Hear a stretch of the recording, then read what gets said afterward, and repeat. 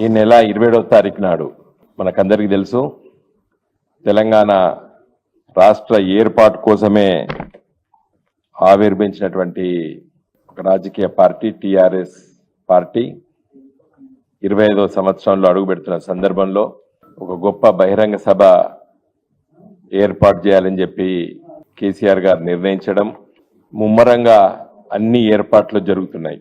తెలకతుర్తిలో చెలో వరంగల్ పేరిట జరుగుతున్నటువంటి ఈ సభ ఏర్పాట్లు చాలా విస్తృతంగా ముమ్మరంగా జరుగుతున్నాయి.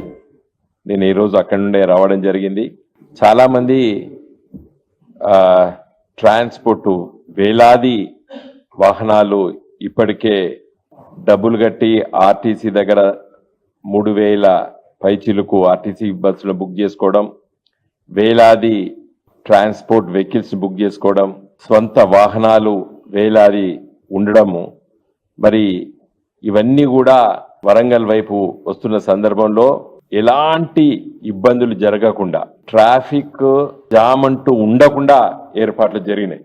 నా ఉద్దేశం ఇవాళ మీ అందరి ద్వారా తెలంగాణ రాష్ట్ర ప్రజలకు తెలియజేసేదంటే విస్తృతమైన మంచి ఏర్పాట్లు చేయడం జరిగింది. సభా స్థలానికి 360 డిగ్రీస్ మొత్తం కూడా మంచి పార్కింగ్ స్పేస్ ఏర్పాటు చేయడం జరిగింది. ఎటువైపు నుండి వచ్చేటువంటి వాహనాలకి అటువైపే వాహనాలు నిలుపుదల చేసుకొని దిగి సభా స్థలానికి దగ్గరగా సమీపంలో కూడా మరి నడిచి వచ్చి సమావేశంలో పాల్గొనేటువంటి ఒక మంచి ఏర్పాటు చేయడం జరిగింది. ఎందుకంటే మేము ఎన్నో సభలు పెట్టాం. ఒక్కొక్క సభలో వచ్చినటువంటి అనుభవాలతోని ఈ సభ ఏర్పాట్లు చేశాం. అంటే ఎలాంటి ఆటంకాలు జరగకుండా మరి వచ్చేటువంటి రహదారులు, ఈ సభా స్థలానికి వచ్చే రహదారులు అన్ని కూడా మంచి రహదారులు, జాతీయ రహదారులు, మంచిగా వాహనాలు కూడా ఎలాంటి స్పీడ్ లిమిట్ లేకుండా కూడా ట్రావెల్ చేయొచ్చు. అక్కడ దగ్గర ఉన్నటువంటి వాటికన్నిటి కూడా ఆ రోడ్స్ నుండి దిగేటువంటి ఏర్పాట్లు కూడా మరి మా నాయకత్వం సూచనల మేరకు అన్ని ఏర్పాట్లు చేశాం. కాబట్టి ఈ సభా స్థలానికి చేరుకోవడానికి ఇబ్బంది అసలుకే ఉండదు. ఎందుకంటే కొంతమంది ఏమైనా ఇబ్బంది ఉంటుందని చెప్పి మీమాంసపడాల్సిన అవసరం లేదు. నేరుగా సభా స్థలానికి చేరుకోవచ్చు.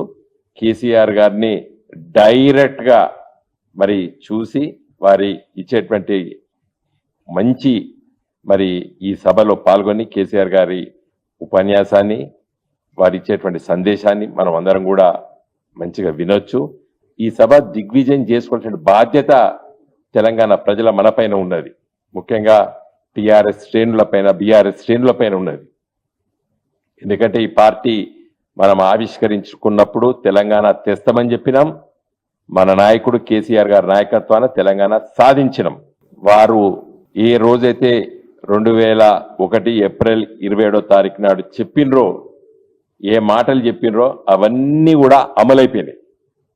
తెలంగాణ తెస్తాం అని చెప్పిండు, తెచ్చి చూపించిండు. అదేవిధంగా తెలంగాణ వచ్చిన తర్వాత దీన్ని గొప్ప రాష్ట్రంగా తీర్చిదిద్దుతామని చెప్పినాం, గొప్ప రాష్ట్రంగా తీర్చిదిద్దినాం. ప్రజాస్వామ్యంలో కూడా గెలుపు ఓటములు సహజం. కానీ ఈ కాంగ్రెస్ పార్టీ ప్రజల్ని మభ్యపెట్టి మోసం చేసి మోసపూరితమైన వాగ్దానాలు చేసి, ముఖ్యంగా నేటి ముఖ్యమంత్రి రేవంత్ రెడ్డి గారు చేసినటువంటి వాగ్దానాలు ఒక్కటి కూడా అమలు చేయలేదు. ఇలా ప్రజలు చాలా ఆగ్రహంతో ఉన్నారు. 6 గ్యారెంటీలు అమలు చేయలేదు, చెప్తా ఉన్నది ఒక మాట చేయలేదు. ఉన్న తెలంగాణ అభివృద్ధి వైపు దూసుకెళ్తున్న తెలంగాణకి ఈరోజు మరి దురదృష్టవశాత్తు ఆటంకాలు ఏర్పడ్డాయి. కాబట్టి వీటన్నిటిని ఛేదించుకోవాల్సిన అవసరం ఉన్నది. ఈ సభ చాలా గొప్ప సభ. ఒక బీఆర్ఎస్ పార్టీ 20 సంవత్సరాలు నిండిన కాబట్టి అంతకే పరిమితం కాదు ఇది. ఈ సభ ఈ రాష్ట్రానికి దిశ దశ కూడా మనం నిర్ణయించుకోవాల్సిన అవసరం ఉంది. సభ చాలా గొప్ప సభ. కాబట్టి ఎలాంటి ఆటంకాలు లేకుండా ఏర్పాట్లు జరుగుతున్నాయి. కాబట్టి మనం అందరం కూడా ఈ సభకు రావాల్సినటువంటి అవసరం ఉన్నదని నేను తెలియజేస్తున్నాను.